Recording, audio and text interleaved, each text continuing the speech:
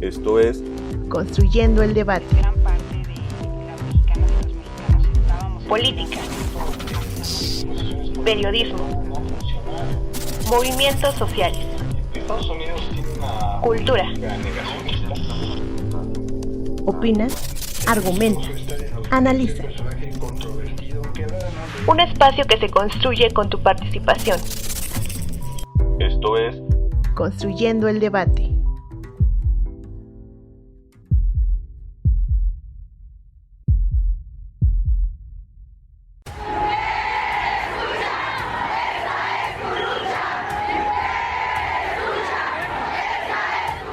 A lo largo de la historia, las mujeres se han encontrado en una lucha constante en contra del sistema y la sociedad en la que se encuentran con el fin de lograr y obtener una igualdad laboral, así como poseer los mismos derechos y oportunidades que los hombres. El primer movimiento de las mujeres que tenía como finalidad la igualdad social, económica y laboral, como la de los hombres, surge en Europa durante la Revolución Francesa. Este movimiento se generó porque las mujeres estaban cansadas de recibir la mitad del salario que recibían los hombres por exactamente el mismo trabajo por el simple hecho de ser mujeres. Más tarde, en 1971, se crea la Declaración de los Derechos de la Mujer y de la Ciudadanía, que establece la igualdad de derechos o la equiparación jurídica y legal de las mujeres con relación a los hombres. Por otro lado, en el continente americano, la aparición del feminismo como movimiento colectivo se dio en 1848 en la ciudad de Nueva York. Este movimiento tenía como propósito luchar por la igualdad de género, la no discriminación y la instauración del voto de la mujer, el cual se logró establecer hasta 1920. Pero es concretamente el 8 de marzo de 1875, en Estados Unidos, donde se da origen a la conmemoración de este día, ya que en una jornada laboral donde cientos de trabajadoras textiles conocidas como garment workers de una fábrica de Nueva York se manifestaron en busca de igualdad salarial respecto a sus compañeros hombres y una mejora de sus condiciones laborales. Todo este movimiento terminó en una tragedia cuando 120 trabajadoras fueron asesinadas a manos de la policía. A pesar de ello, esta masacre sirvió para que en 1877 se crease el primer sindicato femenino de la historia.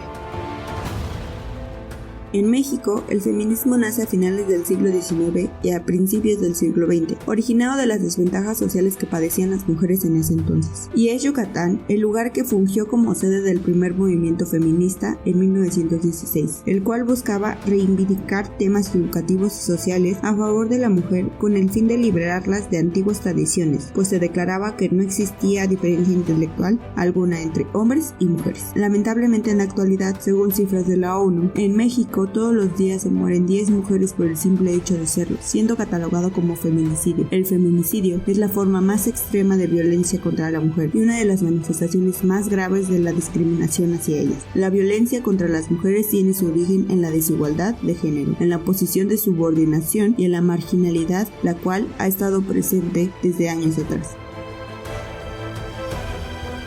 Es por ello que el 8 de marzo del 2020, actualmente conocido como el 8M, en conmemoración del Día Internacional de la Mujer, más de 80,000 mujeres llenas de impotencia e indignación se dieron cita en el Monumento de la Revolución para marchar y protestar por el alza de los feminicidios y la violencia contra las mujeres en México, todas con una misma misión: alzar la voz para defender sus derechos y exigir acabar con la violencia de género en un país en el que son silenciadas, golpeadas y víctimas de la desigualdad. El 2020 fue un año que significó grandes cambios en la vida de toda la sociedad, así como grandes retos, avances y retrocesos en la agenda de género y derechos humanos. El feminismo en México y en gran parte del mundo ha avanzado mucho, se han logrado grandes cosas y han habido grandes cambios, pero aún nos falta mucho por recorrer y está en nuestras manos educar, enseñar y apoyar a las niñas y a los niños para que logren generar un gran impacto y cambio en la sociedad. Con redacción de Carlos Cordero, mi nombre es Dulce Cabrera y estás escuchando Construyendo el Debate. Todas las mujeres, mientras sigan existiendo madres que lloren a sus hijas, nosotros saldremos cada año a las calles, cada mes a las calles, exigiendo justicia por todas nuestras mujeres. Ni una más, ni una más, ni una asesinada más, ni una más, ni una más, ni una asesinada más.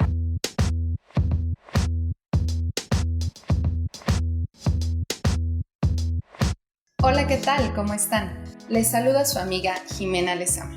Sean todas, todos y todes bienvenidos a este espacio de Construyendo el Debate, el podcast de la Facultad de Ciencias Políticas y Sociales, que hoy está de manteles largos, porque cumplimos un año en el que ustedes, pese a que ha sido arduo, pese a que hemos estado en pandemia, nos han acompañado a lo largo de ya 35 episodios.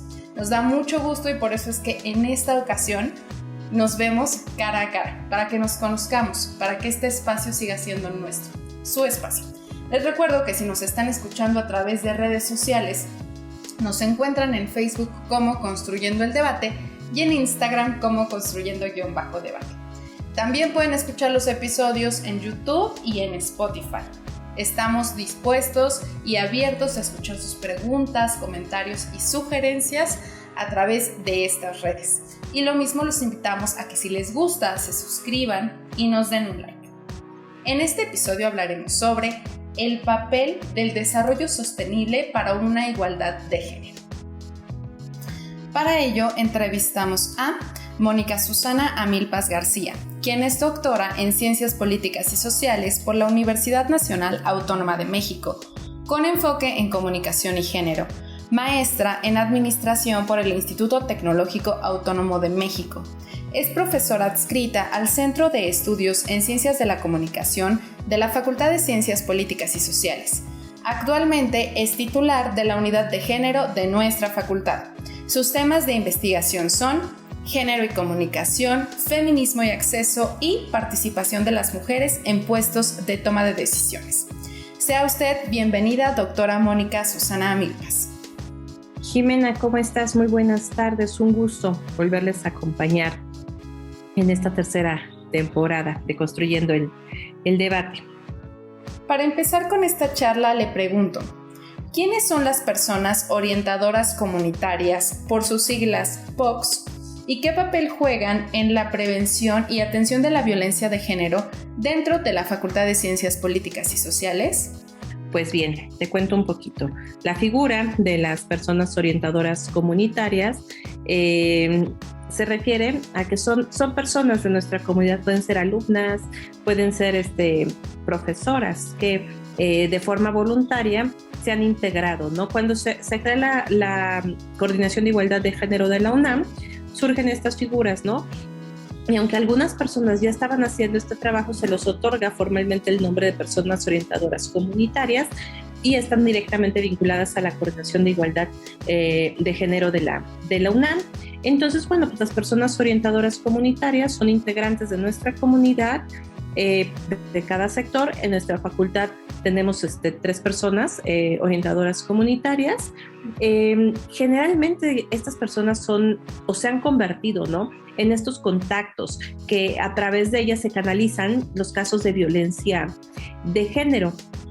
Entonces pueden considerar como estos puentes de comunicación en las comunidades, y es bien interesante porque estas personas han sido capacitadas y sensibilizadas en temas de violencia de género a través, ¿no?, de la Coordinación para la Igualdad de Género en la UNAM, y conocen los procedimientos y los canales de atención en caso de vivir violencia de género. Están vinculadas, sí, a todo este quehacer para la transversalización de esta perspectiva, ¿no?, de erradicación de la violencia y de generar estos espacios de igualdad. Y en nuestra comunidad también trabaja mucho de cerca con la unidad de género. Entonces, pues a través de ellas tenemos este acercamiento con las personas que están pasando por un proceso, que quieren información, que quieren orientación o que quieren iniciar un proceso de denuncia. Muchas veces, como son profesoras y son compañeras que están ahí en la comunidad, es con quienes tienen este primer contacto, y ya posteriormente se canalizan a la unidad de género, que pues, en conjunto les brindamos ese acompañamiento para el proceso que estas personas decidan tener. Entonces, bueno, las personas orientadoras comunitarias conocen de manera general, ¿no?, los procesos de atención, el trabajo de la defensoría y cuáles son esos caminos que se pueden ir tomando para orientar. Sus funciones de orientación y de brindar, ¿no?, esa información en cuanto a la ruta de atención, pero también realizan una escucha activa y empática a la situación que se manifiesta. Entonces orientan Y en dado caso de que las alumnas o los alumnos o las personas que estén interesadas requieran que les acompañen, también lo pueden hacer. Y entonces, bueno, constantemente están recibiendo capacitación y es bien importante, ¿no? Que al ser este primer contacto, pues les corresponde informar y canalizar de manera oportuna. Y entonces en este acompañamiento, pues en nuestra comunidad se vuelven una figura muy relevante, ¿no? De la cual, pues junto, como te vuelvo a repetir, la unidad de género, trabajamos mucho de la mano y, bueno, pues estamos muy al pendiente de las necesidades que tenga la comunidad de nuestra facultad, y que aunque las personas orientadoras comunitarias per se no tienen esta capacidad de fungir como representantes de las personas en situación de víctima o de intervenir en el proceso de queja, sí son un elemento importante para que las personas se sientan acompañadas. Celebro que en nuestra facultad, la Facultad de Ciencias Políticas y Sociales, haya estas personas orientadoras comunitarias que pertenezcan a la misma comunidad de la facultad, es decir, que las personas que desgraciadamente sufran de alguna o sean víctimas de alguna violencia en razón de género, puedan acudir a sus mismas compañeras o a sus profesoras, a quien le tengan confianza, para que justo sean ellas quienes las puedan acompañar. Es decir, que no tengan que recurrir necesariamente a una figura de autoridad, sino que sea alguien que ellas consideran su igual en esta situación de confianza, para que así puedan tener un acompañamiento adecuado. Y de igual forma que estas personas no solamente sean voluntarias, sino que tengan una capacitación constante. Eso es muy importante. Para continuar con la charla, doctora Mónica Susana Milpas, ¿cómo la sustentabilidad ecológica puede ayudar a reducir la desigualdad de género? Es interesante, ¿no? Porque vamos a entender que la desigualdad que existe entre hombres y mujeres, pues es estructural. ¿Qué quiere decir estructural? Que se construye en un sistema que está regulado, pues por ciertas normas, por ciertas categorías, ¿no? Y desde la teoría crítica feminista, la categoría de género nos permite visibilizar estas desigualdades, ¿no? Que viven hombres y mujeres. Y vamos a ver que este sistema, como que se conoce como el sistema sexo-género, pues se construye en una serie de relaciones que están impregnadas, ¿no? Primero por una relación de poder, y en una relación de poder pues existen jerarquías, ¿no? Entonces lo masculino está construido como la medida general del mundo, lo que se conoce como el androcentrismo, y lo femenino llega a ser lo otro. Entonces, ¿qué pasa? Cuando hablamos de reducir la desigualdad de género, estamos hablando de generar esas condiciones en las que hombres y mujeres tengan las mismas oportunidades. De eso se trata la igualdad. ¿Y qué pasa? Que cuando hay alguna situación, por ejemplo, apropiación del territorio, destrucción de estos territorios, son las mujeres las que llevan el impacto, ¿no? El mayor impacto negativo. Entonces vamos a ver que de repente son las mujeres las más desplazadas, las mujeres son aquellas primeras en perder sus tierras de cultivo, de trabajo, y todas estas desigualdades las atraviesan, ¿no? Atraviesan sus territorios, pero también atraviesan sus cuerpos, ¿no? Entonces vamos a ver que mientras no exista igualdad en todos los sentidos, cualquier situación que suceda va a atravesar primero a las mujeres, ¿no? Las va a colocar en una situación de desventaja, en una situación donde se ahonda muchísimo más estas desigualdades, ¿no? Por eso hablamos de que necesitamos tener un futuro sostenible, ¿no? Un desarrollo sostenible. ¿Y qué quiere decir sostenible? Que tenemos que pensar en una forma de convivencia en la cual, pues como te digo, ¿no? Que sean las mismas oportunidades para hombres y mujeres, y que esto sea sostenible. ¿A qué me refiero? A que tengamos un adecuado disfrute de nuestros derechos, un adecuado disfrute de estas oportunidades, de trascender como en esta vida, y que en la medida en que se sigan estos principios de desarrollo sostenible, vamos a ir disminuyendo las brechas de desigualdad, ¿no? Entonces, pues la igualdad de género se vuelve un pilar, ¿no? Para alcanzar pues esta Agenda 2030, en la cual estamos hablando de los objetivos de desarrollo sostenible, y que pues en la dimensión ambiental, cualquier situación también va a impactar en el desarrollo de las mujeres, ¿no? Desde su acceso a la educación, desde su acceso a la salud, y va a ahondar estas brechas sociales.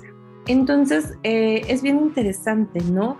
Porque muchas veces se toman esas decisiones de inversión, de estas políticas públicas, y se dejan de lado, ¿no?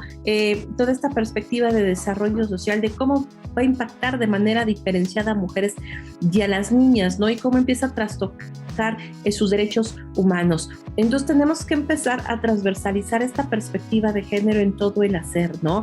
En toda la información, en todas las acciones que tengamos, pues para poder hablar de un futuro sostenible, ¿no? Y realmente motivar un desarrollo que nos lleve a todas y a todos en esta igualdad, ¿no? de condiciones. Y bueno, entender también, ¿no? Que si bien temas como el cambio climático pues afecta a toda la humanidad, la realidad es que estos cambios van a afectar siempre a los sectores más vulnerables y pobres de la sociedad, principalmente a las mujeres y las niñas, ¿no? Entonces, si te doy un poquito de datos, pues vamos a ver que el 80% de los desplazados por desastres relacionados con el clima son mujeres. Y también, ¿no? Generalmente estas son las últimas en ser rescatadas. Muchas de ellas sufren hambruna por la pérdida de cultivos y tienen mayores riesgos de salud, ¿no? Puesto que ellas son las que realizan muchas labores, ¿no? Domésticas, y muchas labores relacionadas con esto. Entonces, bueno, pues vamos a ver que este cambio climático va a impactar en sus recursos, ¿no? Necesarios para alimentar a sus familias. Se agudiza la escasez de alimento, y bueno, pues también mueren, ¿no? Mujeres esto impacta también en el aumento, ¿no? De las muertes maternas y en las violencias contra las mujeres.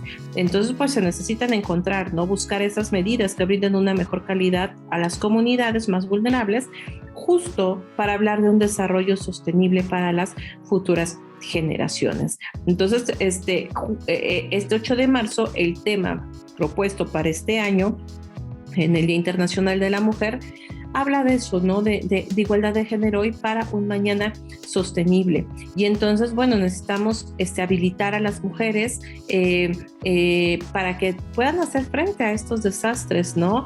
Y que sean realmente este cambio, que tengan las condiciones de igualdad para que sean agentes de este cambio y que puedan participar en las mismas condiciones de igualdad hacia adelante, ¿no? Hacia un futuro sostenible. Qué importante esto que nos menciona sobre generar condiciones en las que hombres y mujeres tengan un piso parejo, es decir, igualdad de condiciones.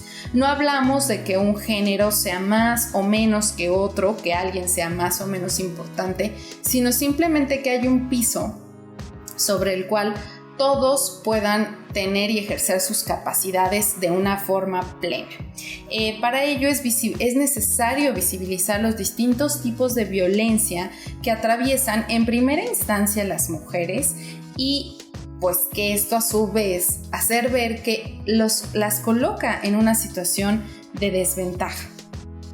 Por último, doctora Mónica Susana Amilpas, el derecho de las mujeres a laborar es primordial para reducir las brechas sociales. ¿A qué obstáculos y limitaciones se enfrentan las mujeres en el campo laboral?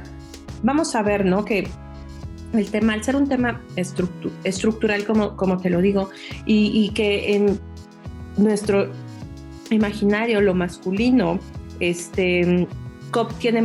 percibido como más relevante, como más importante que lo femenino, y que a través de estas percepciones pues se construyen los roles de género, los estereotipos, y a los hombres y a las mujeres al momento que nacemos se nos asigna un lugar en el mundo, ¿no? Se esperan a través del género que se nos coloca, se espera que llevemos a cabo ciertas tareas, ciertas funciones que se trasladan desde oficios, actividades domésticas en el espacio público hasta profesiones. Las mujeres durante mucho año fueron relegadas a lo doméstico, ¿no? Justo porque se extendían estas características propias como el dar a luz, el alimentar a las crías a estos ámbitos, ¿no? El ámbito doméstico. Entonces estas características se extendieron al trabajo que hoy conocemos como trabajo de cuidados, ¿no? Que ese trabajo pues es un trabajo súper importante porque es el que nos garantiza a toda la humanidad las condiciones básicas de vida, ¿no? Que es la alimentación, el cuidado, nuestra salud, nuestro cuidado no solamente físico, sino también emocional y mental. Y que eso se da pues en el doméstico, ¿no? Y ahí sí hay que hacer una diferencia entre lo doméstico y lo privado. Citando a Soledad Murillo nos dice que lo doméstico es justo donde se preparan esas condiciones fundamentales para la vida y para acceder al descanso, ¿no? El espacio privado es donde se disfruta de ese descanso, pero vamos a ver que esa privacidad surge, o este concepto de privacidad surge cuando las sociedades acceden al trabajo remunerado, ¿no? Ese trabajo reproductivo que se da en el espacio público y que todas estas personas que trabajan pues tienen un horario, termina ese horario y van a sus hogares, ¿no? A disfrutar de esa privacidad, ¿no? Ese momento de descanso, ese momento donde puede cultivar algún hobby, alguna distracción, y que para disfrutarlo hubo alguien que preparó todas esas condiciones, ¿no? Y que esas condiciones se dan en el trabajo doméstico, que generalmente es un trabajo que está realizado por mujeres. Entonces, ¿qué pasa? Que cuando las mujeres salen al espacio público, al trabajo remunerado, nunca dejan de lado el trabajo doméstico. Y no es como por elección que lo quieran dejar de lado. Es que todas estas instancias socializadoras, todos estos constructos sociales, estos estereotipos, nos colocan siempre en el espacio doméstico como ese lugar prioritario de las mujeres y ese trabajo como nuestra principal responsabilidad. Cuando acceden al trabajo remunerado, pues siempre van a traer a la carga esta concepción de la distribución de los espacios. Entonces va a asumir que el trabajo remunerado es un trabajo adicional al trabajo doméstico. Entonces, si vemos estadísticas, pues vamos a ver que las mujeres hoy día seguimos dedicando más horas al trabajo doméstico, adicional al trabajo remunerado. Y entonces es muy impactante que de repente vemos que esas horas extras las mujeres las toman de su tiempo que debería ser su tiempo de privacidad, de descanso, de sueño, ¿no? Y entonces, ¿qué pasa? Que al momento de entrar al mercado laboral, pues entran en desigualdad de condiciones, ¿no? Justo por primero para empezar por el disfrute del tiempo, ¿no? Cuando entran a estos trabajos, todavía vemos lugares donde se les paga mucho menos que sus compañeros varones por realizar el mismo trabajo y que obviamente la conciliación de estos dos espacios para las mujeres es muchísimo más difícil, ¿no? Y entonces creo que es una excelente reflexión que hoy veamos qué pueden hacer los compañeros para tratar de disminuir esta brecha, ¿no? Y bueno, pues muchas teóricas, muchas académicas y los datos ahí están, no mientes, necesitamos, ¿no?, mayor participación de nuestros compañeros en las labores domésticas, ¿no? En el que van desde el trabajo de cuidados de los niños, de las niñas, de las personas con discapacidad, de las personas ancianas, ¿no? Incluso también de las mascotas. Entonces, todas estas condiciones tan esenciales, pues necesitan repartirse. ¿Para qué? Para que podamos estar en igualdad de condiciones, ¿no? Pero esto va más allá, porque al ser un tema estructural, tenemos que quitarnos estos sesgos, ¿no? En el que las mujeres, de repente se nos ven, ¿no?, como intrusas en estos espacios públicos, ¿no? Y justo, ¿no?, que aquí creo que estos roles y estereotipos de género pues nos juegan en desventaja. Entonces creo que un trabajo que tenemos que seguir haciendo es seguir visibilizando estas desigualdades e ir, ¿no?, trabajando en conjunto para desmontarlas y pues tratar de tener una igualdad de condiciones en todos los aspectos de nuestras vidas, ¿no? Y así vamos a poder eliminar pues esta desigualdad en cuanto a las remuneraciones, esta desigualdad de trato, que muchas veces, ¿no?, en casos extremos pues se convierte, ¿no?, en acoso, en hostigamiento, en acoso, ¿no? Y que bueno, pues el tema de esto es que se puede trasladar, ¿no?, en otros espacios y puedes dar origen a diferentes violencias. Entonces aquí lo peligroso es que las desigualdades en cuanto a género generan violencia. Nuevamente hablando de desigualdades, en este caso en el ámbito laboral, es muy necesario visibilizar que esta desigualdad que hay en este ámbito parte desde la concepción que tenemos que las tareas de cuidado son exclusivamente de las mujeres. El cuidado de las niñas, niños, de los adultos mayores, del hogar, sea exclusivo de las mujeres. Mientras no cambiemos este problema o esta problemática, pues obviamente para que las mujeres puedan acceder a otro tipo de espacios, a desarrollarse en otro tipo de espacios públicos, sea un trabajo, sea la toma de decisiones, ir a dar clases o incluso asistir a la escuela. Si nosotros tuviéramos algún tipo de responsabilidad, pues seguramente esto nos restaría estas oportunidades. Entonces es visibilizarlo y ver que no solamente es una situación de desventaja, no solamente nos cuesta el doble de trabajo acceder a este tipo de oportunidades laborales, sino que incluso se nos ponen características irracionales como pensar o pedir que una mujer sea soltera para que acceda a un lugar de trabajo, o que no tenga hijos, o que ven el embarazo como una imposibilidad para que la mujer pueda seguirse desempeñando en el ámbito que ella lo quiera. Eso no solamente es desigual, sino hay que llamarle por su nombre. Eso es violencia y tenemos que llamarlo como tal y visibilizarlo y exigir que las cosas pues cambien. Le agradezco mucho por sus reflexiones para Construyendo el Debate, doctora Mónica Susana Amilpas, y le esperamos en otro episodio más. Muchísimas gracias, la verdad fue un gusto compartir con ustedes. Nos vemos pronto. Nos escuchamos pronto. Mientras tanto, ustedes los invito a que se queden con nosotros y nos acompañen a la cápsula En el Librero. En el Librero. Cápsula con la información y reseña de las últimas publicaciones de la Facultad de Ciencias Políticas y Sociales de la UNAM.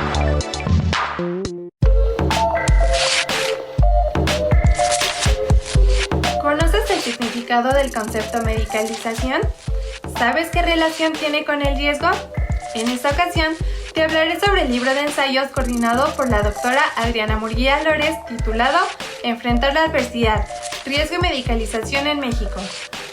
La medicalización, entendida como los diversos tipos de respuesta, intervención o tratamiento médico que se justifican por su relación con preocupaciones en torno a la salud, ha adquirido diversas formas en la época contemporánea que responden a los cambios epidemiológicos y epistémicos que ha sufrido la humanidad, donde el riesgo es un factor central. En el libro también se remarca el papel clave de la medicina de la vigilancia en relación con dos nociones incorporadas al discurso de la salud pública: los determinantes de la salud y los estilos de vida. Ambas han generado una vigilancia médica en la sociedad debido a los riesgos que implican. En el primer ensayo titulado Epidemiologías y causas sociales de los procesos de salud e enfermedad, la doctora Adriana Murguía Lores te presenta la importancia de los factores sociales en los patrones de salud e enfermedad. Te explica la inequidad en el ámbito de la salud comparando a América Latina y Europa. Para comprender esta problemática y posibilitar una investigación sobre las inequidades en la salud, la autora propone la teoría de las causas sociales como causas fundamentales.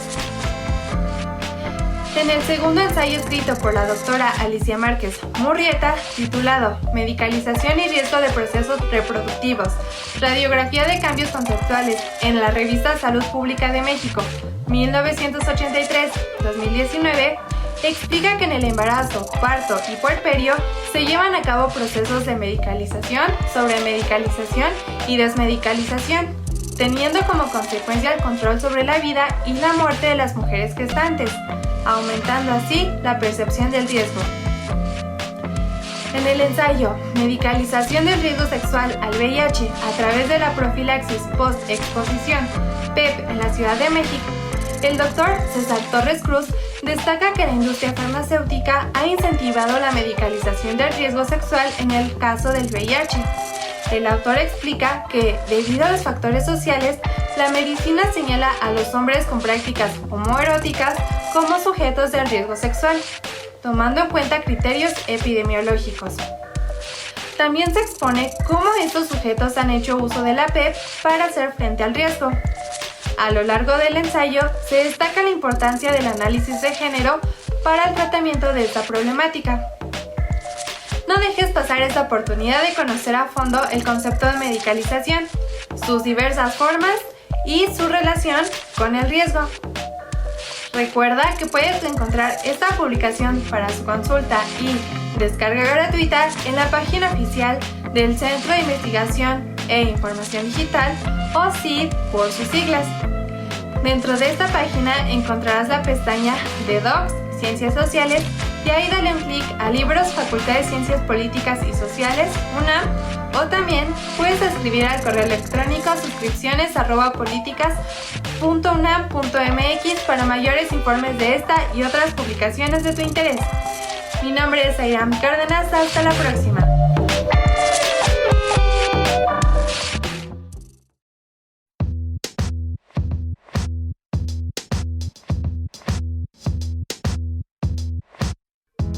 Muchas gracias por continuar con nosotros en este episodio número 35 de Construyendo el Debate.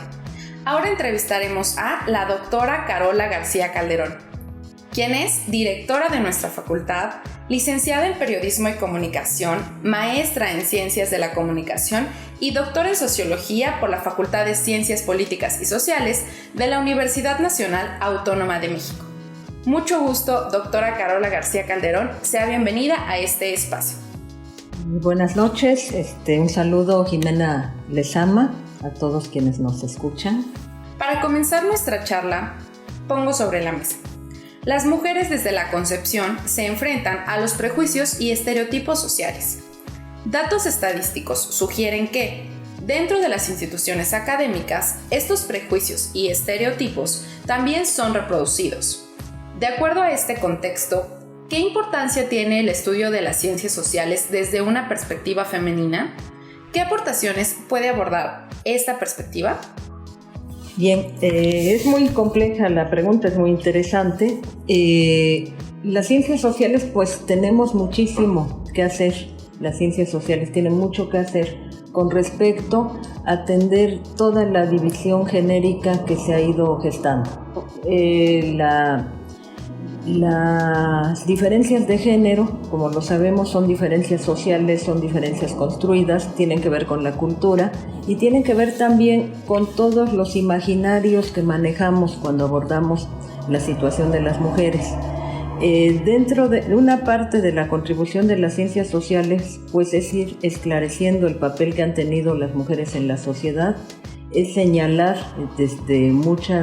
desde todos sus ámbitos, particularmente, por ejemplo, las de la Facultad de Ciencias Políticas y Sociales, pues desde la perspectiva sociológica, política, el papel de las mujeres en la administración pública, no se diga en los medios de comunicación, e ir echando abajo toda la serie de prejuicios y estereotipos que se han ido generando a lo largo de los siglos con respecto a las mujeres.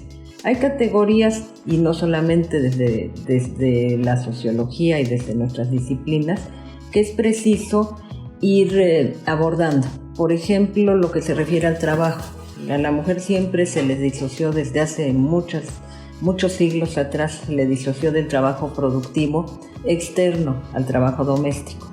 Un punto central es el reconocimiento del trabajo que desempeñan las mujeres, que cada vez es mayor en el ámbito público, dentro de las empresas, dentro de la actividad comercial, dentro de la vida política, pero el otro es el reconocimiento al trabajo doméstico, que siempre se ha visto como un no trabajo o un trabajo invisible, como que la mujer que está en su casa está cruzada de brazos sin hacer nada, como si estuviera descansando todo el día, y que igualmente es asumido por las mujeres. Cuando se les pregunta qué hacen, dicen, pues yo nada, estoy en la casa.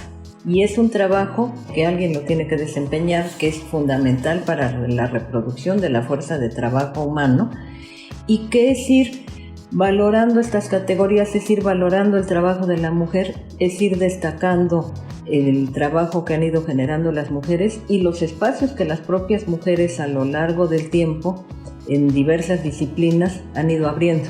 Es usual, por ejemplo, ver la ingeniería, el propio trabajo periodístico era un trabajo exclusivo de hombres, un trabajo donde las mujeres difícilmente entraban.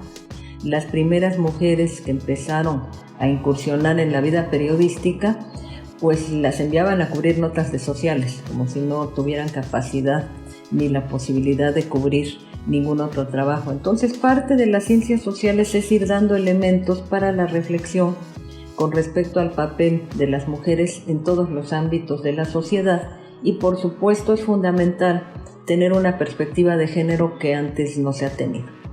Si algo nos aportaron los movimientos feministas a lo largo de la historia, si pensamos en las sufragistas que peleaban por el derecho al voto, o las mujeres de mediados del siglo, que ya no solamente eran las libertades políticas, las libertades de trabajo, sino también el manejo y el dominio del propio cuerpo de las mujeres. Entonces vamos viendo que son contribuciones históricas que han ido aportando para, desde primero los planteamientos feministas y después toda la teoría de género, para que se vaya incorporando dentro de las ciencias sociales. Tendría que ser una agenda que hay que incorporar también dentro de las matrículas académicas y educativas de la propia universidad, no solamente desde las ciencias sociales, sino también desde las ciencias exactas y todas las diversas disciplinas. Qué importante es esto que usted nos menciona respecto a pensar que antes la mujer no tenía siquiera derecho a trabajar, y hoy esos espacios se han ganado, no solamente en el ámbito público, sino que hoy se puede hablar que las responsabilidades de cuidados del hogar, de los niños, niñas y adultos mayores no es exclusivamente de la mujer, y tenemos que dejar de invisibilizar ese trabajo. Es decir, no solamente porque no se les remunere, sino incluso reconocerles que las labores domésticas tienen su tarea y tienen su complejidad. A la vez, es necesario decir que esta no valoración del trabajo de la mujer limita que ellas puedan acceder a otros espacios o desarrollarse en otros espacios del ámbito público. Y ahí es donde radica la importancia de las ciencias sociales, porque ponemos este piso para la reflexión. Y también la importancia de las olas del feminismo, como las sufragistas, que nos otorgaron el derecho al voto, y muchos otros espacios que se han ido ganando gracias a estas demandas feministas. Como segunda pregunta le digo, la participación de las mujeres en la política es un derecho reconocido por la ley. En el caso de México, se cuenta con las condiciones para que las mujeres se desarrollen en el campo político y cuenten con el reconocimiento cultural. ¿Usted qué opina?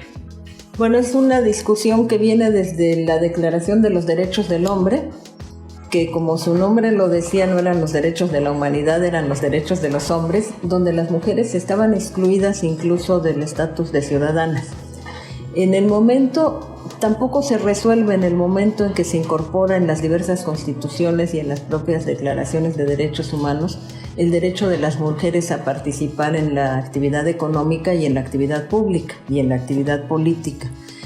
Ha ido dándose gradualmente la participación política de las mujeres. Si lo vemos históricamente y decimos en 1953 se le otorgan a las mujeres mexicanas el derecho al voto, pues estamos hablando relativamente de muy pocos años, ni siquiera es un siglo en que las mujeres hayan podido ejercer el derecho de votar, y todavía más postergado el derecho a ser votadas y ocupar cargos públicos de primer nivel.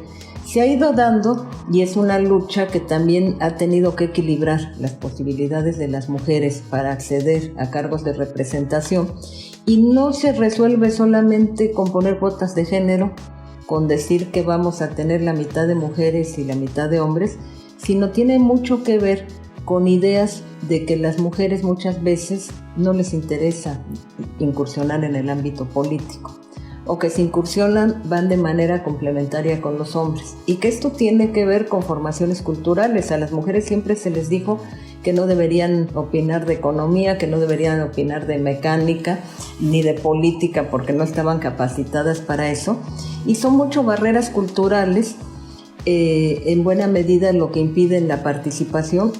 Hay esfuerzos desde la sociedad civil y desde los propios congresos que han querido una mayor participación política de las mujeres. Las mujeres se han ido organizando. Muchos de los movimientos en América Latina por la tierra los encabezaron mujeres, quizá por esa idea del arraigo hacia la tierra, hacia la estabilidad de las mujeres, pero se han ido ganando muchos espacios que a lo mejor no corresponden a una división igualitaria y tampoco son asumidos de la misma manera. No pongo el peso solamente en la individualidad, sino que también los techos de cristal, la imagen de muchas mujeres de no acceder, de vencer valores arraigadísimos, como que a las mujeres siempre les dijo que no deberían alzar la voz, que no deberían protestar, que no deberían manifestar lo que piensan, pues son rupturas que cuesta mucho trabajo darse. La ruptura en la vida cotidiana es más difícil, por eso decía, no se obtiene solamente por un decreto de ley donde se diga ahora todos tenemos el mismo derecho a la misma participación, y que algunas feministas, algunas teóricas españolas, pues se han preguntado si realmente queremos las mujeres el poder y cómo lo queremos y cómo lo vamos a asumir, y la falta de referentes, de figuras femeninas para encabezar un trabajo político, porque se corre el riesgo de tomar figuras masculinas como prototipos, como moldes a seguir, o bien irse al extremo de la pasividad. Y lo que habla, por ejemplo, Amelia Valcárcel cuando habla de las mujeres que incursionan en político y son mujeres florero, que solamente se sienten, adornan, asumen un papel tradicionalmente femenino y que no están modificando en gran medida las decisiones al masculinizarse, están tomando posturas masculinas, y que faltan políticas de género y estrategias muy comprometidas con legislaciones que promuevan las mujeres en materia de género, con propuestas venidas desde la genericidad. Y en eso habría que pensarlo mucho. No basta solamente con la incorporación, decía, no basta con que, digamos, va a haber mitad hombres, mitad mujeres, sino de ir generando una participación que auténticamente responda a una perspectiva a una perspectiva de género y a una perspectiva de avanzar en los derechos de las mujeres. Y bueno, y también ir sensibilizando a la otra parte, a todos los hombres. Es muy importante esto que nos comenta respecto a que cuando se reconocieron los derechos humanos y políticos fueron exclusivamente los del hombre. Es decir, no se hablaba de la mujer. La participación política de la mujer en México, reconocida en ley, recordemos que se dio en el año de 1953, cuando la mujer tuvo derecho al voto. Es decir, si hacemos cuentas, es menos de un siglo el que la mujer lleva participando activamente en la política. Esta participación no se resuelve solamente con cuotas de género como las que vemos hoy en día, es decir, no por cumplir una cuota que las mujeres estén ahí, sino que se tienen que transformar y romper barreras culturales de fondo que verdaderamente incentiven la participación política de las mujeres, y que rompamos con esta idea de que calladitas nos vemos más bonitas. Eso está mal. Y también pensar que solo por ser mujer podemos llegar a ciertos espacios y dejar o permitir que haya mujeres en este mal llamado figura de florero, o una mujer que incluso apele a una autoridad inspirada en una figura masculina. Tenemos que avanzar en ese sentido en la participación política de las mujeres en México. Para finalizar esta charla, le pregunto, ¿cómo ha impactado la crisis sanitaria por el COVID-19 la vida colectiva y por ende los movimientos feministas en Latinoamérica? Bueno, yo quisiera empezar por cómo ha impactado en la vida de las mujeres sin que se hable necesariamente en los movimientos feministas, porque simplemente si existía una violencia y una violencia contra las mujeres, el hecho de que la gente se quedara confinada, se quedara en casa, las estadísticas están mostrando que se exacerbó la violencia contra las mujeres. que se vivió mayor violencia dentro del hogar, que en esa coyuntura, pues como decía, si pegó fuerte la pandemia, pues en los espacios domésticos pegó aún mayor, porque las mujeres fueron sometidas también a una mayor violencia. ¿Cómo impacta en los movimientos de las mujeres? Yo creo que había un movimiento de las mujeres muy fuerte previo a la pandemia. Había mucha protesta social, marchas dentro de las calles, y de alguna manera esto se contuvo. Esto significó, al estar en un confinamiento, que no se dieran las mismas manifestaciones públicas. Si lo vemos del lado positivo, quizá también ha servido para ir planteando una reflexión más profunda. Empezábamos por el tema de las desigualdades, pero la pandemia también visibilizó todavía más de estas desigualdades. Yo creo que si esto se trabaja, se reflexiona mucho a propósito de lo que se hace, y que no debiera ser solamente una fecha a propósito del 8 de marzo, pues ir poniendo el énfasis, la mirada, la discusión, la reflexión justamente sobre las temáticas y las problemáticas que están afectando a las mujeres. Es un movimiento que no necesariamente se contiene por una pandemia. Se va a contener, no sería la palabra contener, se va a ir promoviendo. Tampoco podemos hablar de resolución, no es de resolver los problemas, sino de ir equilibrando, de ir eliminando las diferencias, de ir eliminando las desigualdades. Pues se va a ir resolviendo en la medida en que se vayan generando políticas públicas, en que se vayan generando nuevas legislaciones. México ha dado pasos importantes, por ejemplo, con la despenalización del aborto, y se va a ir modificando nuestra perspectiva en la medida que vayamos cambiando mentalidades, que son los cambios que cobran mucho mayor tiempo. No solamente, yo creo que las marchas, las manifestaciones sirven para que la gente fije la atención, pero hay que ir pasando de ahí a acciones muy concretas, que no solamente sean la manifestación, no solamente sean la protesta, sino que se traduzcan en iniciativas, en avances, en perspectivas de solucionar los problemas que están afectando a las mujeres. Y lo mismo diríamos de los grupos indígenas y de todas las... Es curioso, a las mujeres siempre, cuando se empezó a hablar del movimiento de las mujeres, se hablaba de minorías. Y se sigue hablando todavía de estas minorías mayormente afectadas, pero pues las mujeres somos la mitad de la sociedad, de la humanidad, y son problemas de muchísimo tiempo atrás, que van a tomar necesariamente, si estábamos hablando en la primera parte de este podcast de toda la circunstancia que se fue generando del patriarcado, la situación de las mujeres desigual no es algo que haya empezado en este siglo ni en el siglo pasado, y quizá se avanzó muchísimo en la segunda mitad del siglo XX y en los inicios de este siglo en temas que habían estado puestos en la mesa, que habían estado puestos en la cabeza de muchas mujeres: la igualdad en el empleo, el derecho a tener un empleo y ser pagado igual que el de los hombres, la participación en la vida política, los derechos a decidir de las mujeres, a decidir sobre el propio cuerpo, sobre el espaciamiento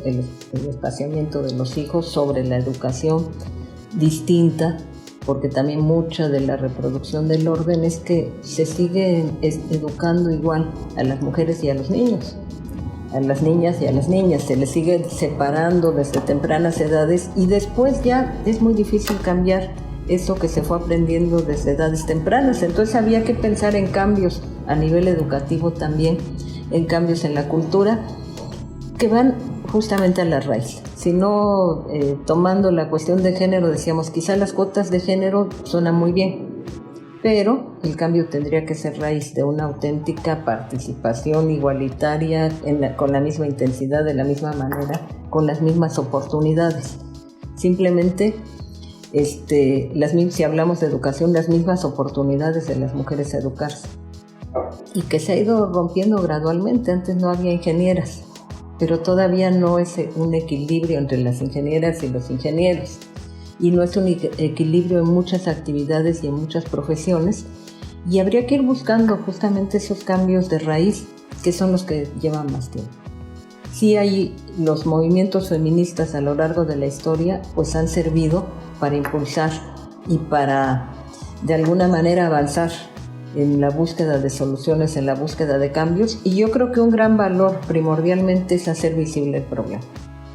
Es un problema que se ha hecho todavía visible, que ha hecho visible a su vez no solamente la cuestión de las mujeres, sino también la cuestión de la diversidad sexual, muy vinculada a todas estas derechos sobre el cuerpo. Muchas gracias por esta reflexión. Y yo pongo en la mesa que la pandemia no solo afectó la salud de las y los mexicanos, sino que evidenció que en casa, en los hogares, estos espacios no son seguros para las mujeres, niñas y adolescentes, sino que incluso ahí se les violenta. Me parece que la pandemia vino a exponer esta cifra alarmante de violencia doméstica justo cuando todas las medidas impulsaban a que uno se quedara en casa.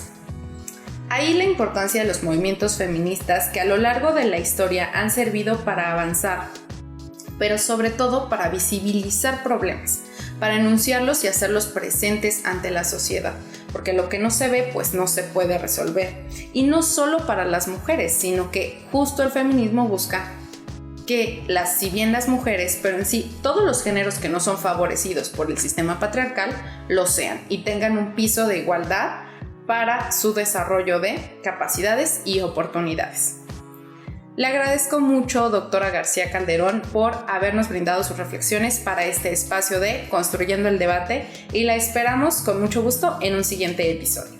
Bueno, pues muchas gracias, Jimena Lezama, por la invitación. Un saludo a todos y todas quienes siguen este podcast de Construyendo el Debate. Y bueno, que se ha generado esta construcción del debate aquí en la Facultad de Ciencias Políticas y Sociales. Muchas gracias. Muchas gracias por escucharnos en este episodio número 35 de Construyendo el Debate. Recuerden que nos pueden seguir vía Facebook como Construyendo el Debate o en Instagram como Construyendo_Debate. Pueden escuchar todos los episodios anteriores en nuestro canal de YouTube y en Spotify, así como en la página Cultura con Polacas, que está en el sitio web de nuestra facultad. Si les gustó este programa, por favor, regálenos un like, compártanos con sus amigas y amigos y recuerden que estamos atentos a sus comentarios y sugerencias en nuestras redes sociales. Este podcast es producido por la Coordinación de Extensión Universitaria de la Facultad de Ciencias Políticas y Sociales a cargo de la maestra María Auxiliadora Sánchez Fernández. En la coordinación de producción, Carlos Corrés Cajadillo, asistente de producción, Jessica Martínez Barros. En la redacción, Claudia Chamarro y Carlos Cordero. En la producción de cápsulas informativas, Daniel Bonilla, diseño, Ángela Alemán. Se despide de ustedes, Jimena Lezama. Hasta el próximo episodio.